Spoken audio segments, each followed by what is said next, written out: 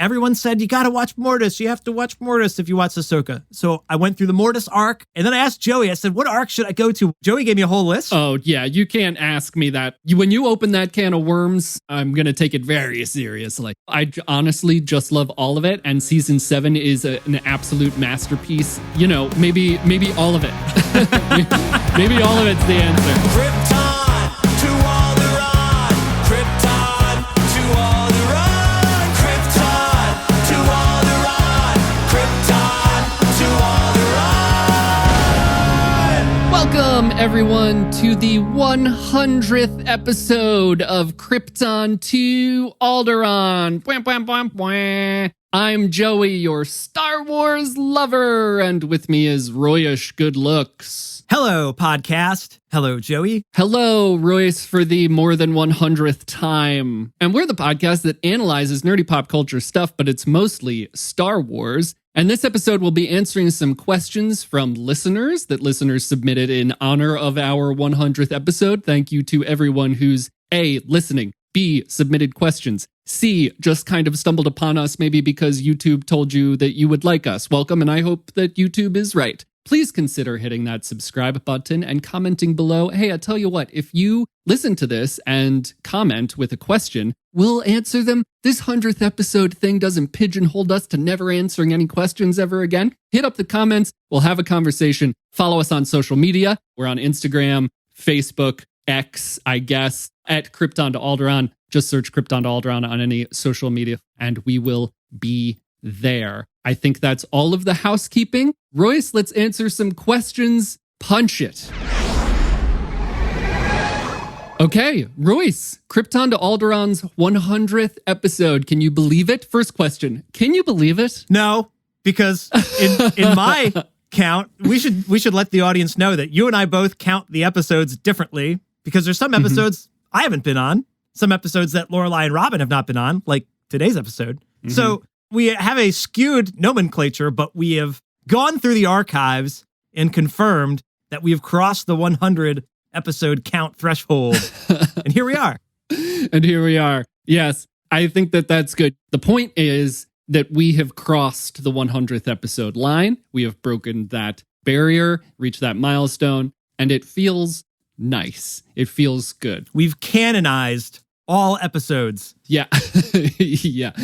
Yeah. It's been a journey. I think we can honestly say. Maybe let's talk about this a little bit up front, because we started Krypton to Alderaan in 2019. Actually, we've just passed our 4-year anniversary. September 2019 was when we released our first episode. So it's been a journey. We've been on and off. We've taken some breaks and come back stronger than ever. I would say that estimating 6 years ago when I first pitched you this idea, things have changed a lot from my idea, from the conceptual idea of this podcast to now. It's really grown. I mean, it's grown, but it's also grown out of what I thought we were going to do and the point that I thought we were going to make or try to make and stuff like that. So I'm curious to hear if you have any how it started versus how it's going ideas here about what you thought Krypton to Alderaan was when we started versus what it has become. Yeah.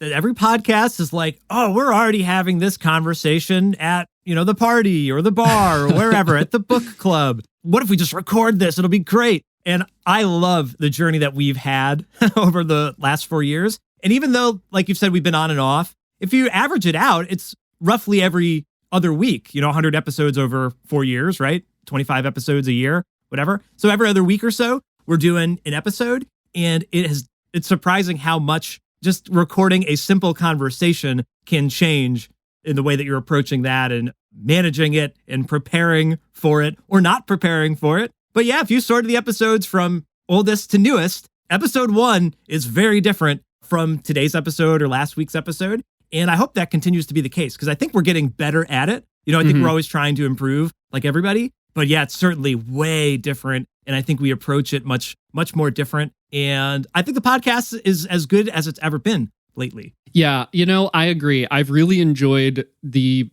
recent history of Krypton to Alderaan when we've been discussing the live action shows and stuff like that. I do think that the progress of our podcast has kind of invigorated our own progress, maybe as people and Star Wars fans, where the way we are discussing things is in a much more open way, and we're able to have these conversations about this is what makes Star Wars special to me, and this is why I like it. And here's, we're analyzing these episodes. Here's the evidence in this episode that really is why I liked it, because it is part of what makes Star Wars special to me. And then we can take that out into the real world, where like I've gotten it in the real world before, and even to this day, where like I meet someone or I'm talking to someone and it comes out that I'm quote unquote a Star Wars fan, and they're like, oh, how about that sequel trilogy? And on my face, I'm like, yeah, but in my mind, I'm like, oh God, this is exhausting. Like, okay, just because we're a fan doesn't mean we hate these things, like the prequels or the sequels. That's always what the conversation starter is out in the real world. And it's so hard in like small talk or new group conversation to be like, well, actually, I really like the sequels, and here's why, and here's what makes Star Wars special to me. It's much easier to do that in a controlled space for 50 minutes with you. But I do think it has changed how I approach my love for Star Wars and communicating my love for Star Wars, which is great. I will also say that I also pitched this 2 years before we started. I pitched this to you, Royce, by saying, hey, we're just having these conversations anyway. And I cannot stress enough these days when I'm consulting with people who want to start a podcast that is not it.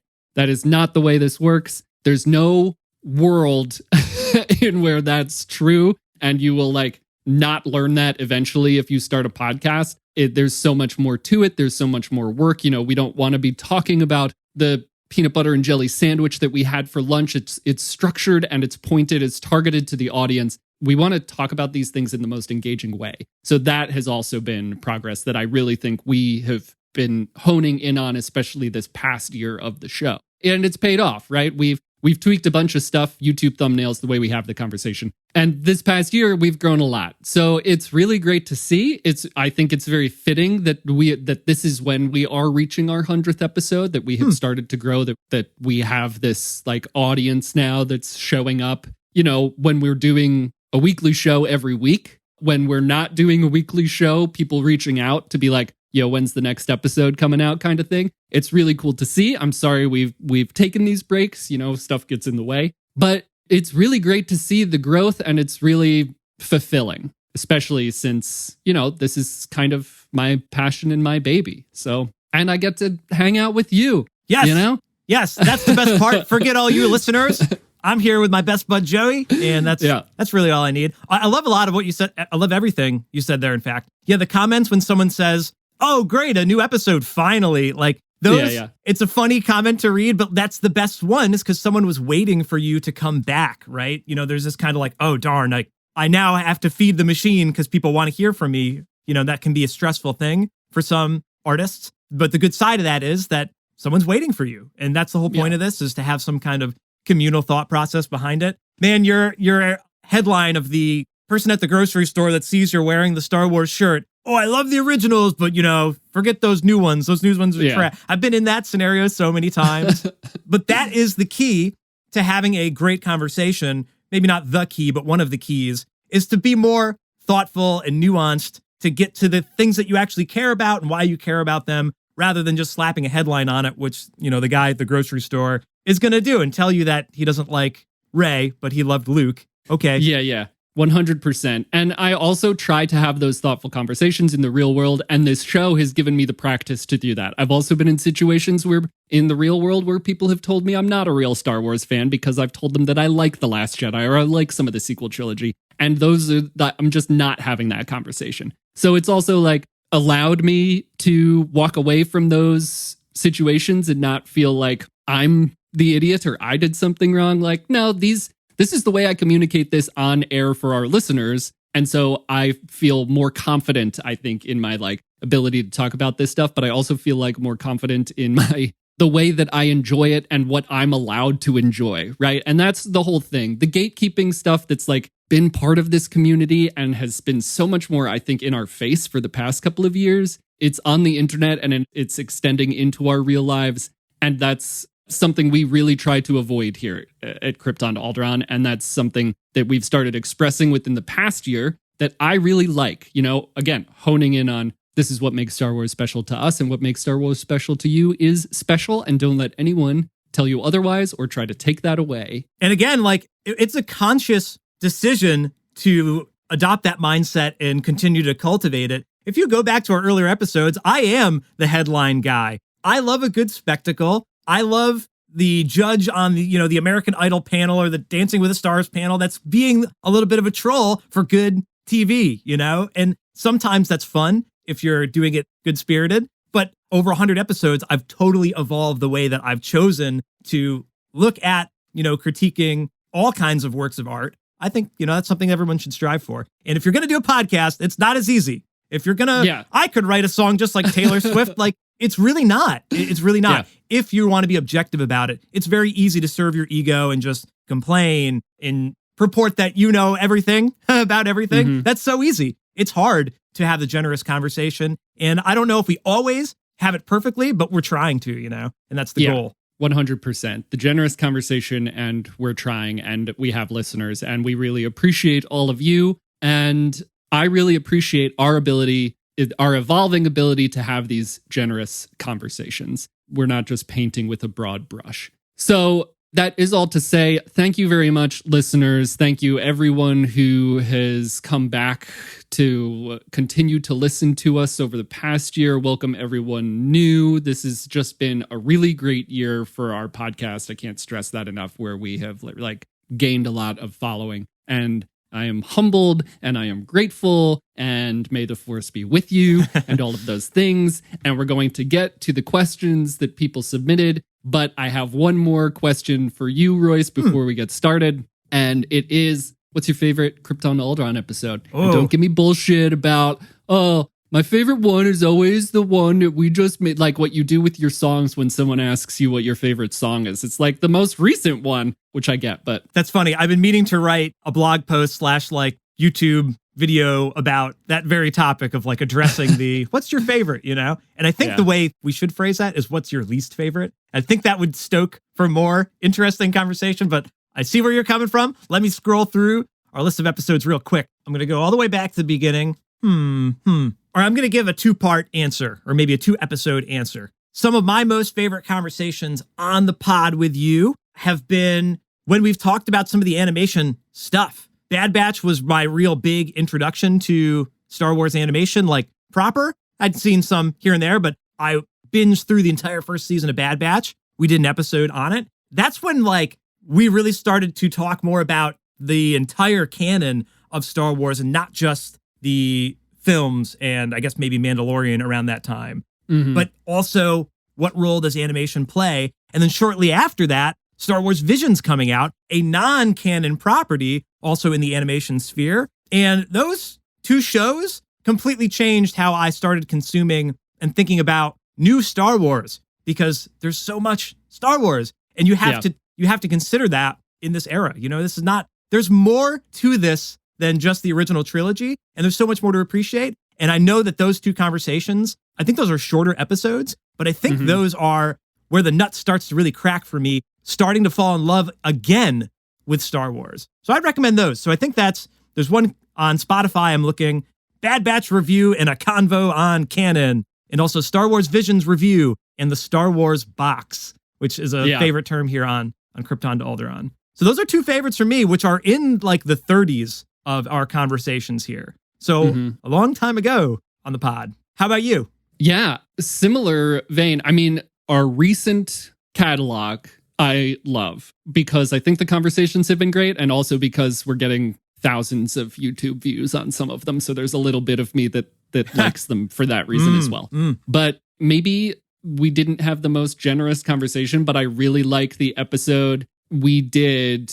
It was the 4 of us, and you, Robin, and I were pitching our ideas for The Mandalorian. It was before Mando season 3, and we had an episode where like the 3 of us pitched season 3 to Lorelai, and she like voted on the best one. And I think it was just fun. It was just a fun conversation. You know, you and I had some bad takes that I have since evolved from, but I think it was just a fun conversation. And I think one of my favorite episodes, because it was such a turning point for me, like you're saying, for me as a Star Wars fan, for me within my own personal fandom of Star Wars is that Visions episode. Because I'm a canon guy, I have always been a canon guy. I want to read the books. I want to absorb the lore. I want to read the Wikipedia articles. I want to know every single detail about every single thing that that has happened in canon. And Visions, when we had that conversation about the Star Wars box, changed Star Wars for me, changed my interaction with Star Wars. And I love Visions. It's one of my favorite things. And it removed me from that canon.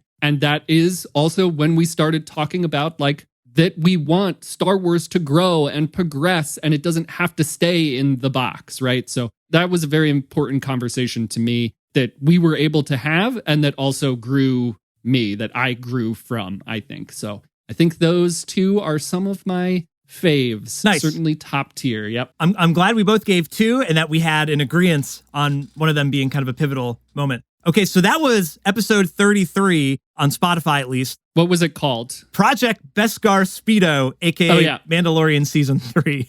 Yeah, I can picture the thumbnails in my mind, and it's got Mando in a Speedo with the Darksaber, if you're on YouTube. Yeah, one of our more obscure thumbnail titles in episodes in general, like you said, that kind of predictive episode. I made a supercut of that right before Mando Season 3 came out, though. Right. That's on YouTube. It's a shorter version of the same conversation. Wild Mandalorian predictions from 2021.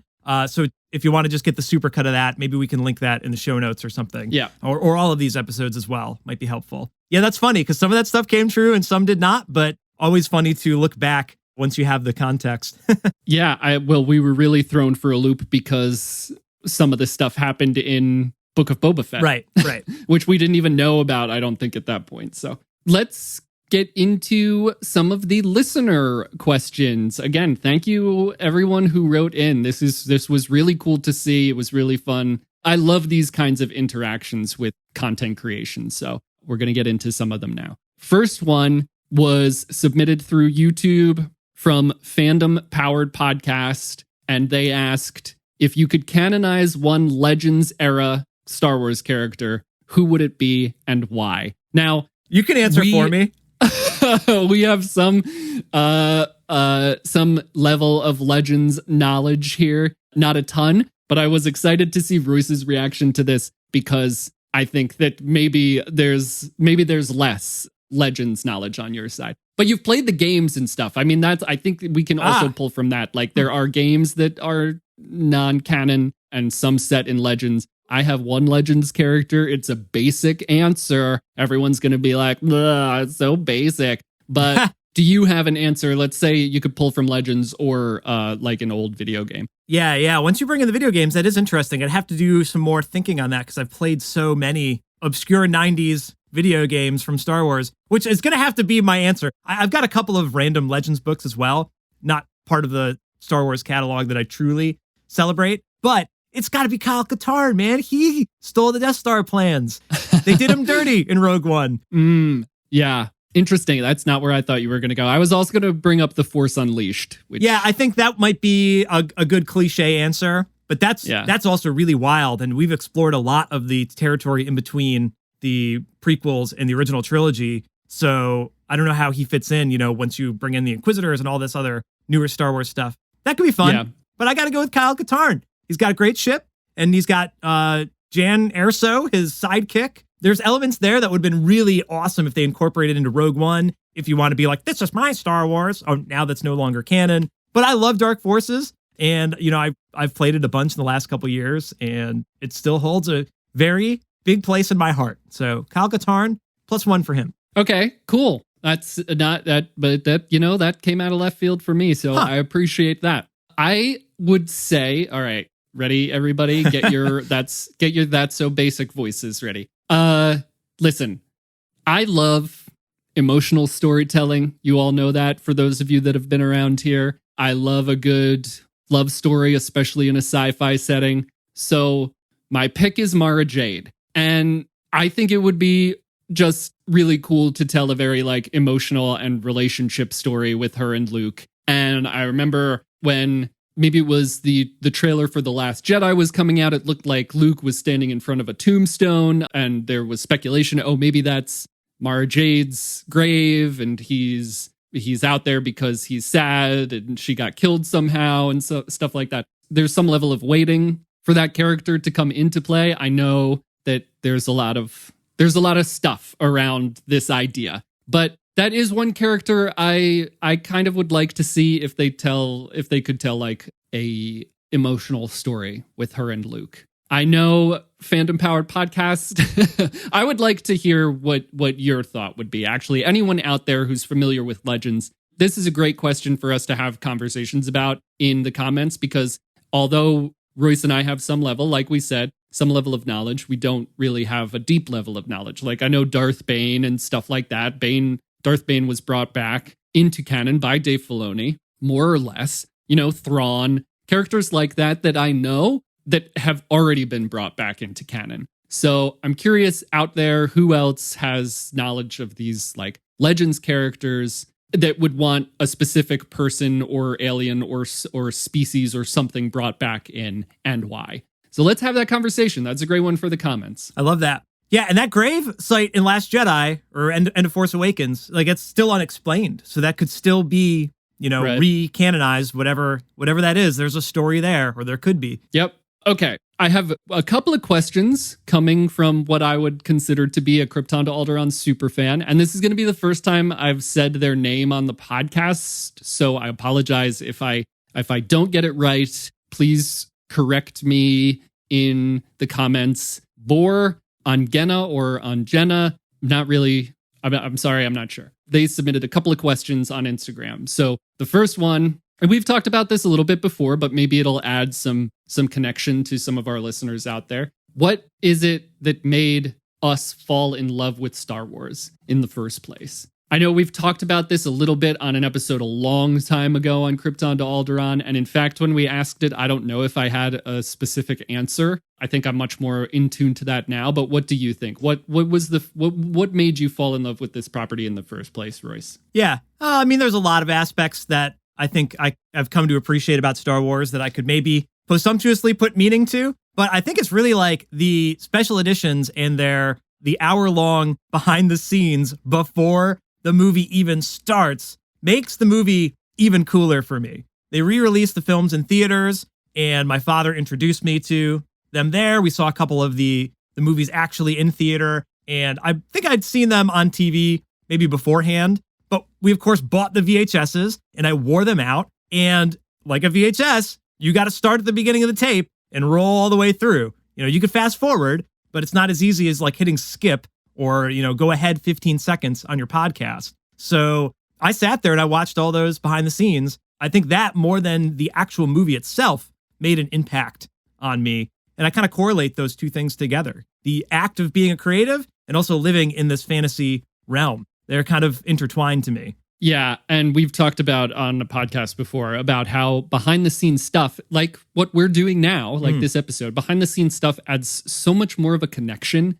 to what's going on and why and how people are feeling when they're creating a thing or working on a thing or working in a thing, right? It's so much harder to be like, I hate that because I hate it, when you've seen the behind the scenes stuff. You see the level of connection and emotion, all of that actors are having, directors are having, any number of the crew, you know, they're all happy and proud and delighted that they got a chance to work on this particular thing. So I think that that's a big connection for me as well. I remember there were a series of VHSs released before the special editions, maybe a couple of years before. And at the beginning of those VHSs have like an interview with George Lucas talking about Star Wars and how he created Star Wars, and the idea that he had, in order to create the characters and the character significance to himself, he had to write the whole backstory to Obi-Wan Kenobi and Anakin and all this stuff that he had like already written,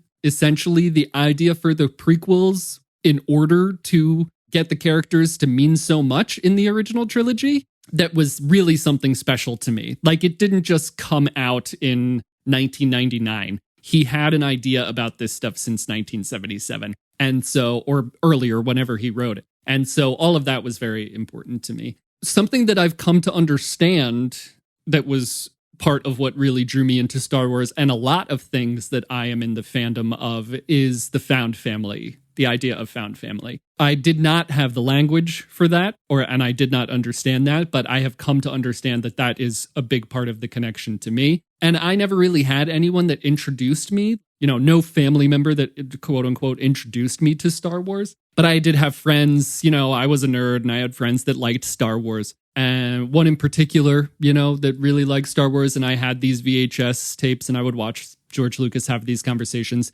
And so I knew that I liked it a lot. I didn't know why or maybe necessarily how until I got to college with you. That's when I think I was able to really express my passion. We were playing The Force Unleashed and we were staying up late reading the Wikipedia articles for these Legends characters, right? We would ask these questions like, where does this character come from? And then we'd go down the rabbit hole. That's my recollection of it, at least. I think that's where I first learned about Mara Jade, right? It was 12 years ago. And we were in our dorm room and we were just who are these characters? And we started doing these rabbit hole deep dives together. I think that was the beginning of the snowball effect for me for this stuff, and loved learning about the lore. And that passion has just developed. I have been there for a long time, but I think the passion has really just developed over the past 10 years or so, I'd say. Yeah. And I think that holds true again with Dave Filoni and the super thoughtfulness of what these characters,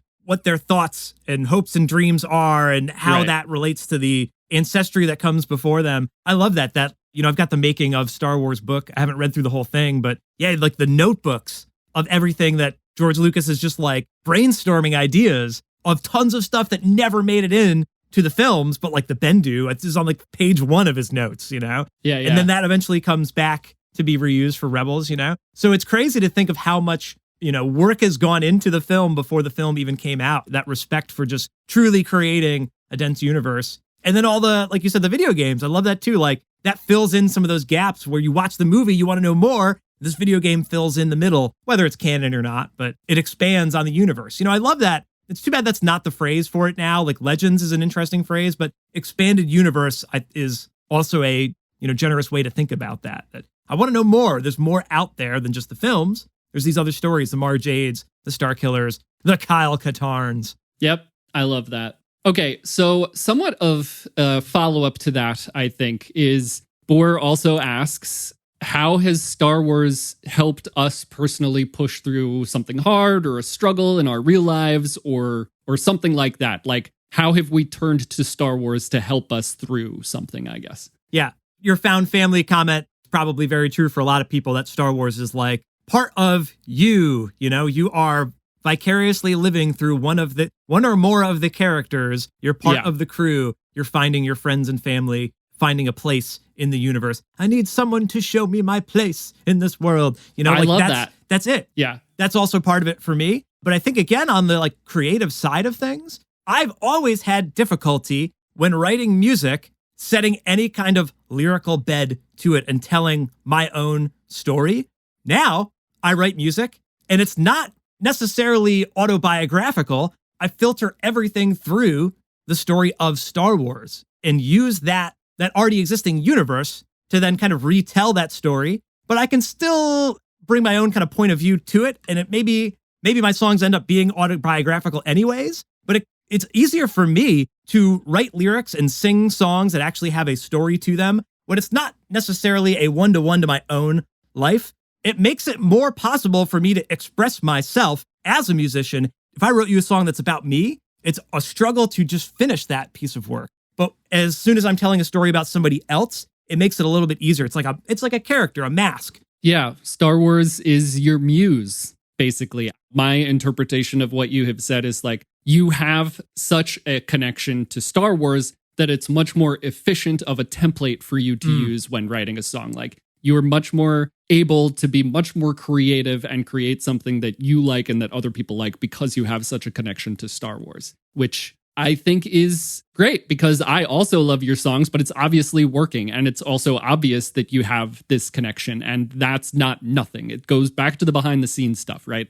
I'm able to appreciate Royish Goodlooks' music so much more because I know the level of passion that Royish Goodlooks has for the Star Wars property. If someone was making these songs and not liking Star Wars, maybe we'd be able to tell just by listening to the songs and maybe not. But the minute we sat down and heard them talk about it. You know, if I sit down and I hear Bill Burr talk about how much he hates Star Wars fans, I'm not going to like those episodes of The Mandalorian. I'm just not. I mean, I don't like him very much to begin with. I know that's an unpopular opinion, but that's going to take away from my enjoyment of The Thing, because I know that this guy does not like Star Wars. We could get into all of that kind of thing, but it's kind of the antithesis of what we were just talking about before. Like the ability to have a connection to this stuff and the ability to also like have that connection removed by a bad kind of source or something like that. So it's creative. And if we were to make a mood board of like what inspires you to be a creative person, then Star Wars would be there. And that's your brand. That's why it works.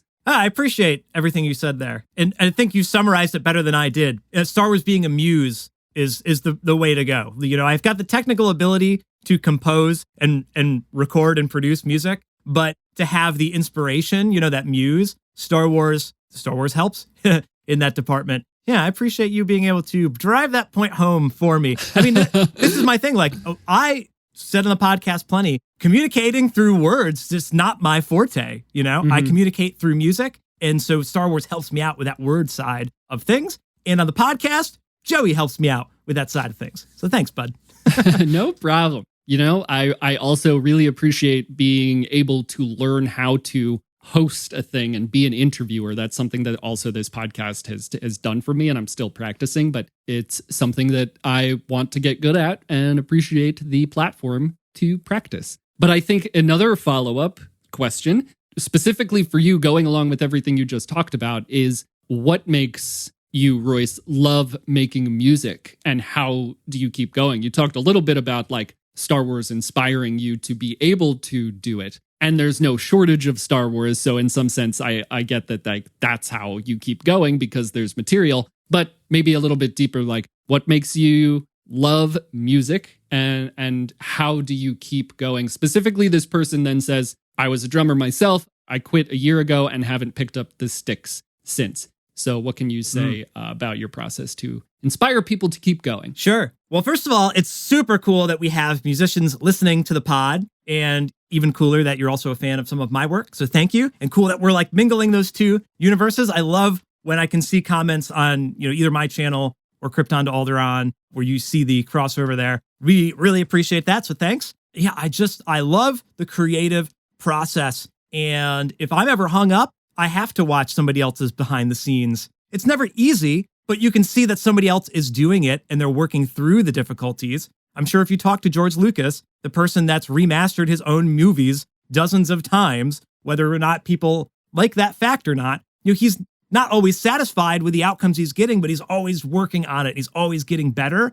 That's just the catch when you work on anything. I mean, even the podcast here, we're always getting better at it. So for me, like to keep going, I want my next song to be better than my last song. Joey said, you can't say that this podcast is your favorite episode, but that's the way it works. It's like, For sure. I'm doing better today than I was last year and than 10 years ago. Like I said, my original music is not as compelling as the song right now that I'm working on, which maybe it'll be out by the time this episode is up. Who knows? But I'm working on a song about season 1 of Ahsoka, and it's inspiring. I love it. I think the story is honed in. The music is great. The production is great. And I know that whatever is coming up next is, you know, who knows? You don't know the future, but I know that I can continue to improve and continue to do better than I was before. And that's what keeps me going, is just, can I improve the story and the lyrics? Can I make the kick and the snare drum slap a little bit harder? You know, can I make the bass a little bit more concrete, whatever it is? I'm very critical of my work. You know, I think George Lucas was as well.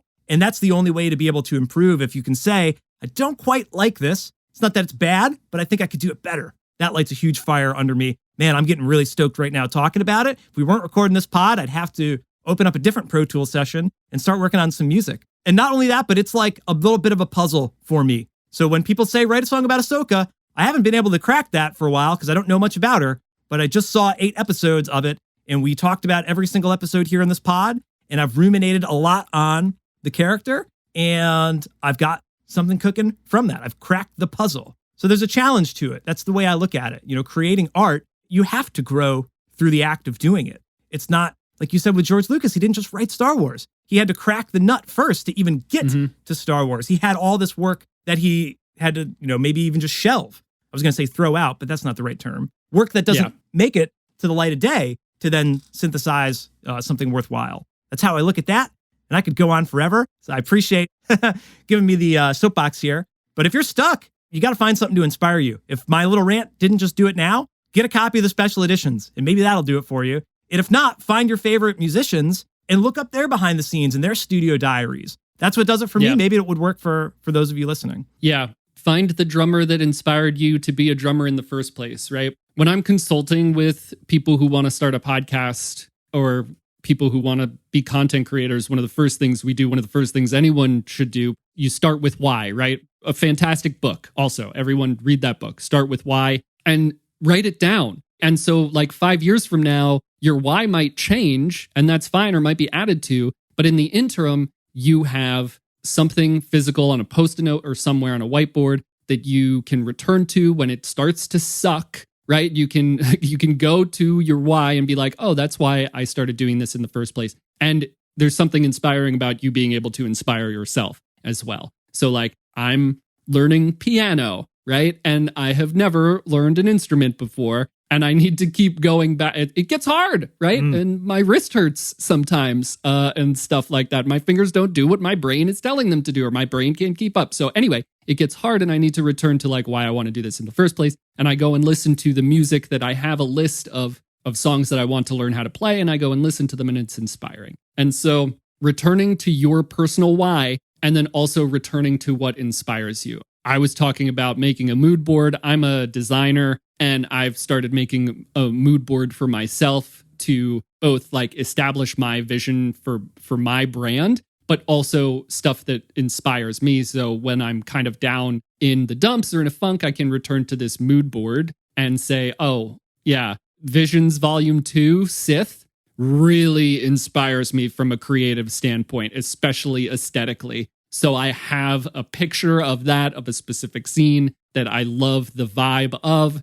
And I could say, oh, yeah, that's why that's what inspires me. So I think that this is great. We're learning about more of the creative process and I love that. So, hey, we're not going to tell you to pick up those sticks, but go and listen to, Ringo Starr or go and listen to whatever drummer inspired you to start in the first place and see if that lights a fire in you. Next, Boar had one more question, and it's about Ahsoka, specifically in the Clone Wars. And I'm going to say we're going to shelve that for when Royce is a little bit more deep into the Clone Wars. I have been watching more Clone Wars. I've still got a lot of homework left to do, but I've seen some arcs. Let's put it that way. Yeah, so that goes into another question here, which is what was the arc of the Clone Wars that stuck with you most? I definitely have some answers to that, but let's go through. Maybe can you do like what arcs have you watched recently now that you're getting more into it, and which stuck out the most to you? All right, so the ones I've watched most recently, I've gone through the ones with Trace in season 7 of Clone Wars. When like Ahsoka meets up with her. And then is Trace in Bad Batch? They meet up in like... Yes, Trace and Rafa are in Bad Batch, yep. They're working for Rex to get the droid head. Yeah. Yes, yeah. We're both doing they're holding like the vial of droid information or whatever. We're doing that on screen here. Yeah, so I've filled in those gaps on season 7 and everyone said, you got to watch Mortis. You have to watch Mortis if you watch Ahsoka. So I went through the Mortis arc recently. And then I asked Joey, I said, what arc should I go to? What are your favorite arcs? I don't know if this answers the question for Joey, which you actually gave me an entire notes yeah, you app. Can't ask me that. When you open that can of worms, I'm going to take it very seriously. I love this. And I want to hear what other favorite arcs everybody has, because this is an easier way for me to go through the series and maybe how we should recommend Clone Wars to other people as well, rather than like, start from the beginning, watch them all, or watch them in chronological. Like, why don't we just find what are the best arcs to go to? So Joey gave me a whole list, and the first one I went through on that was the Krell arc. And yeah, fascinating. Yeah. I love that. Yeah. I can't tell you if it's my favorite or not yet, but that was some meaty Clone Wars stuff. Yeah. Oh, that Krell arc. Listen, I love the Clone Wars. It's all good to me. I think for me, some of the arcs that stick with me the most, whether it's because they're traumatizing or because I love them, are, Krell and Fives and the Mortis. Mortis, I've talked about before. Mortis is my Star Wars, the hoo-ha. We have major, meaty hoo-ha in Mortis, and that's my jam.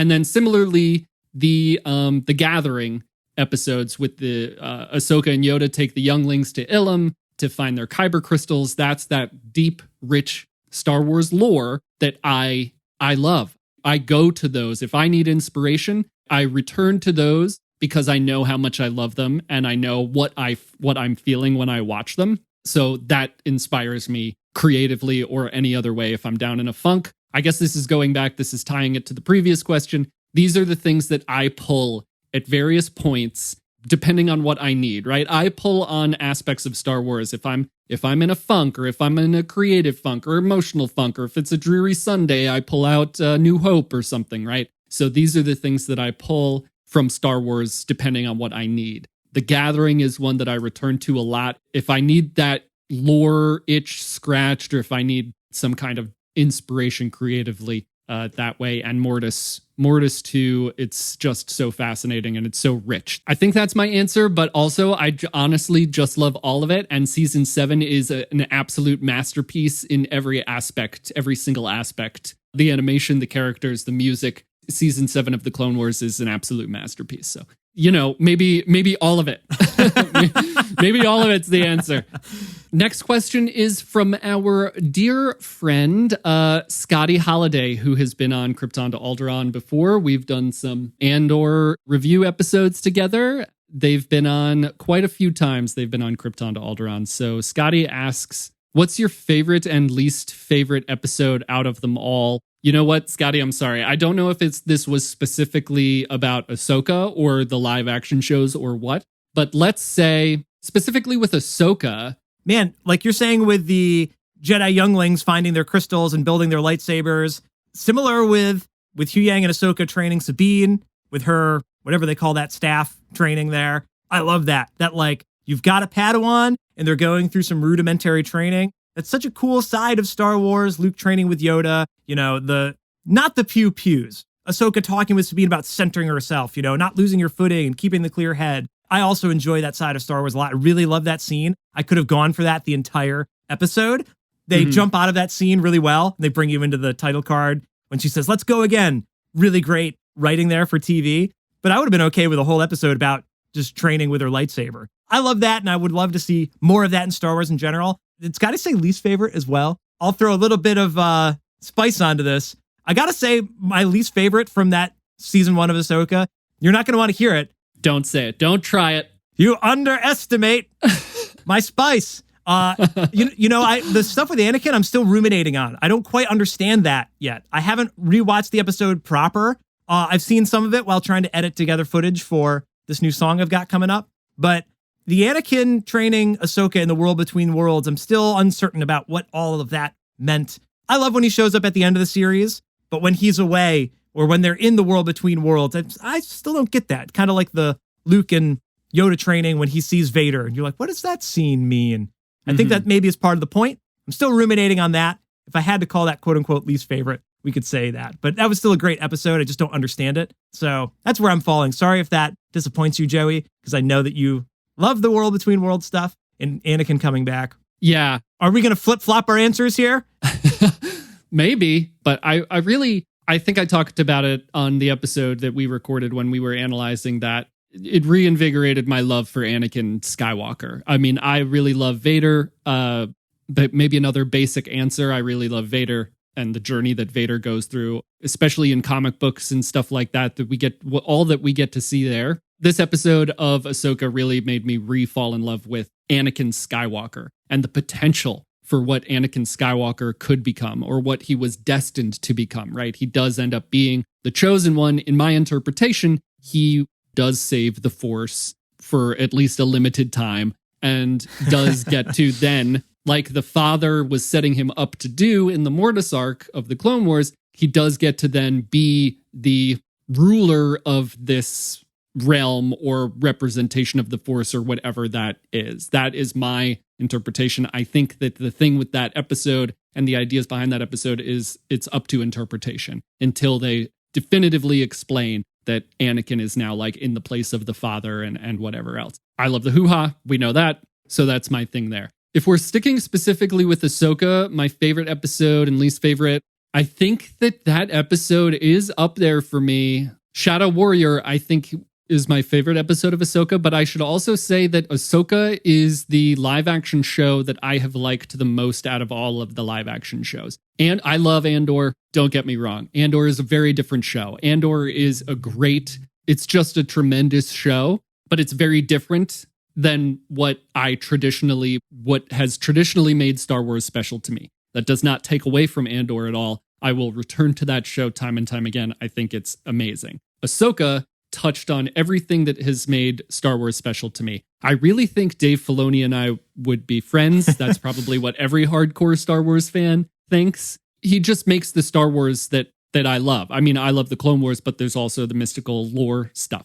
And Ahsoka did that for me. If there's a least favorite part of Ahsoka, I think I'm going to return to also what I said when we were discussing the finale on this podcast, that I really wanted more. I wanted to understand what Balin was looking for on that world. I was hoping that was going to be the cliffhanger. The cliffhanger ended up just being him on a cliff, which is fine. That's great. And it's my expectations getting in the way. But I really wanted more. And especially now that we have no idea when that story is going to be continued. So it's very difficult for me. So I think that's my kind of least favorite part. I was really dying to know, as we all were, what Balin was looking for. And I'm kind of bummed that we didn't see it. I got to say, I'm also super duper bummed that it did not end with an interaction between Ezra and Jason. I know that the ending of the season, we jumped around a lot in that last 5 minutes of the show, and we see Ezra's reunion with Hera, which is fantastic.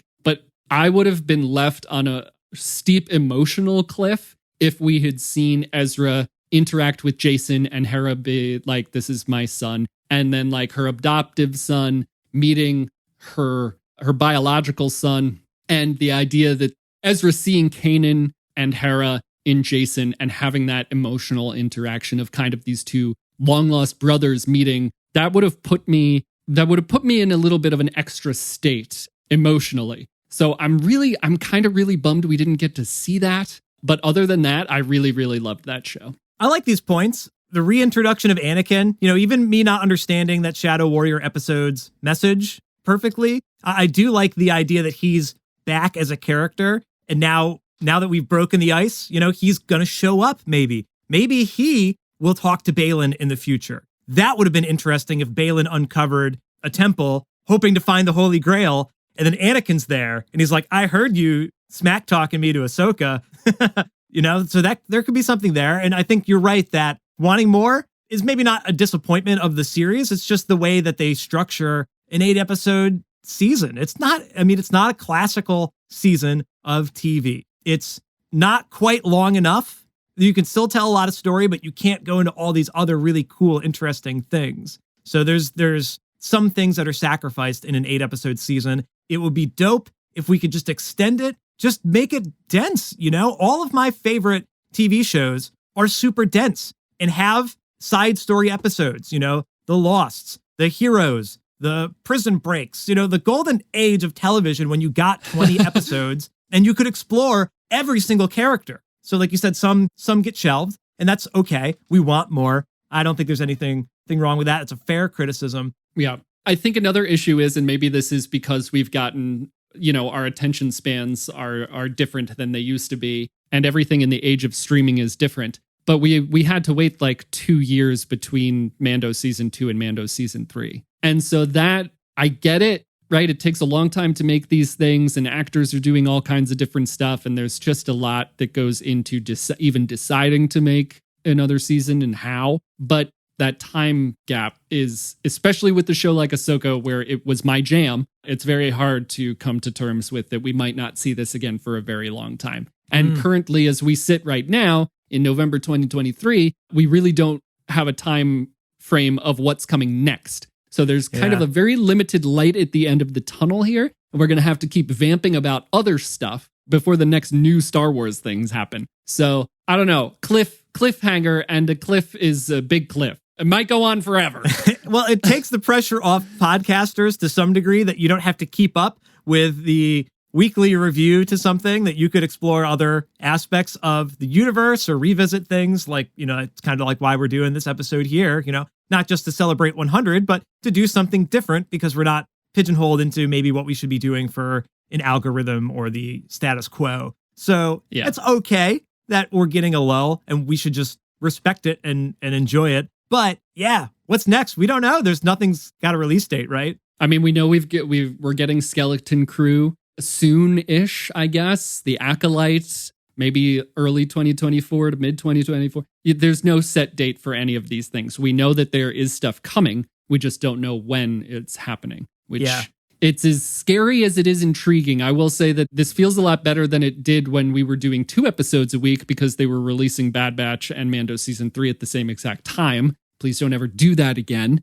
So it's much less work for us. But also now we don't know when the next thing we can look forward to is. So. I am so fascinated with the length of seasons and the length of episodes and the release schedules of all of these things. Like they changed the release day, right before Ahsoka started, like from Wednesday to Tuesday. Whereas, if you're on broadcast TV, when that slot of time is, exactly how long it is, and it's the same one every week. So it's just such a different way to produce these shows.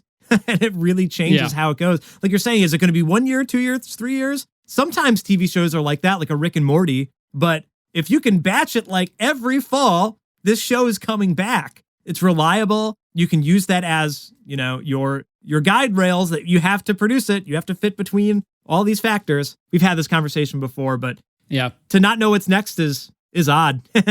Yeah, I think you've talked me into appreciating it more because can I complain a little bit about Rick and Morty here? Sure. I love Rick and Morty. I am really starting to get exhausted and frustrated with the way they promote new seasons and the way they discuss the show in between seasons. Being annoyed at your fans, I get it. It's pestering, right? When's the new season coming out? Yeah. When are you going to do this? But then also every time they promote a new season or come out with a trailer, it's characters saying like, we're going back to the old classic, relaxed, comfortable, no canon, right? And then they do canon episodes, whatever. It's so annoying that they're like, oh, let's just do a trailer to appease the fans. Here we go. We get it. We get the vibe, okay? Stop using that language. Stop like making it seem like it's our fault in some way. I don't know. It's starting to really irritate me as much as I love the show. So have you, does that impact you at all? For 3 or 4 seasons now, they release a trailer and they're like, oh,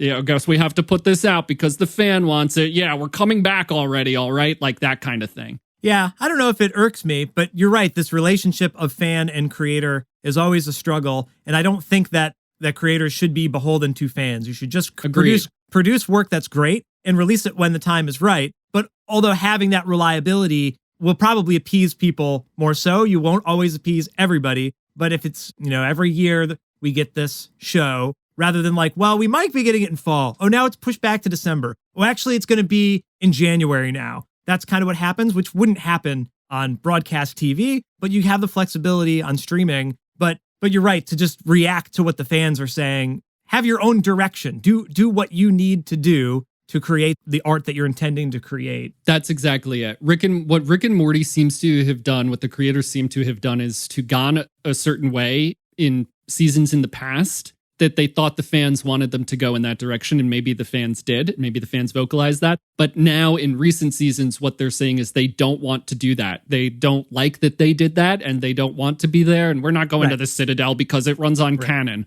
Okay, I get it. I know I get why you did that, but like go your own direction, like you said. Stop saying that it's like our fault that you're in this mess that you're in, kind of thing. Maybe I'm grumpy. No, it's funny that we're talking about Rick and Morty when everything so far has been Star Wars related. It's really interesting. We like other stuff. Yeah. Now this is going to lead into I've got a segue planned. Okay. Well, so I'll give one last point of this. I love when Rick and Morty goes meta with it, though. I think that makes the show more fun when they poke fun at themselves, and that's always been part of the ethos of that show and writing for that show. But I've also been there when people have said years ago when I was more viral maybe than I've been lately, but you're not going to keep me down. I'm still going. But people had said, I wish there's a constant release schedule. What days are you putting stuff out? And I've never had a constant release schedule, but there was one point in time where I tried to put something out every like other week or so. And I did do a couple of songs back to back that were like a minute and a half long. And the majority of the comments I got were like, these aren't real songs. Yeah. Okay, well, that's what you're going to get when I have to squeeze them out on a shorter schedule. Hey, what do you know? That's exactly what happens with these darn streaming shows. So I no longer do that. I just make songs that work for me. But the other side of the coin is now people are like, I thought you were dead. Yeah, right. So you'll never win either way, but artists got to be artists. Yes. I get asked from other creators and from sometimes listeners, if we've recorded, they're like, when's the episode coming out? I hope it comes out soon kind of thing, which is great. I love that. Don't stop doing that. You know, a little peek behind the curtains is from pressing the record button and sitting down here to releasing it to YouTube. 8 to 10 hours of work goes into one episode of this podcast. That's not an exaggeration. So it's not nothing. I guess that goes back to what we were saying in the beginning of, it's not just having a conversation you were going to be having anyway with your buddy at the bar, right? So, Dude, I was listening to a Conan podcast a little while ago, and Conan was talking about seeing movies with his assistant, Sonia. She's Armenian. Yes. And Conan was like, oh, that movie stunk. I can't believe that. And Sonia's like, oh, wow, isn't it a miracle that even got made? That's so incredible. Like the dichotomy you could have of like, that wasn't good enough. And you're like, wow, I can't believe that they completed this work of art. You know, you could complain about the statue of David. It's a completed work of art that we can enjoy. That's really, at the end of the day, the important thing, regardless of its quality or how long it took to make. And there's always effort going into the thing, regardless of whether or not you think it's good or not.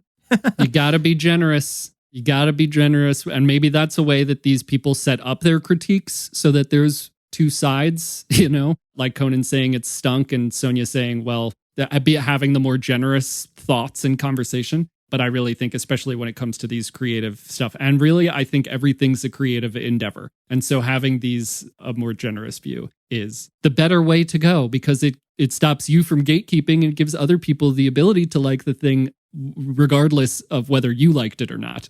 Right. That's a rant that we started at the beginning. But my Rick and Morty thing, let's segue this into a question for us and a question specifically for listeners. What's some other content that is either that we have wanted to talk about and is outstanding, or that we have shelved, or that listeners want us to discuss? You know, we have Rick and Morty, which we both really love. We have Loki that I would love to talk about because I am completely confused. So stuff like that. What do you think, Royce? What can we do in the interim between Star Wars projects here? Yeah, I mean, it's almost like what can't we talk about? You know, there's anything you've consumed, you inevitably want to review and share it with somebody else, you know? So that's why we're doing the podcast, so we can share the stuff that we love and talk about it. I already gave away a few, man. I can't believe we've done 100 episodes and we've not once dedicated them to something like Lost or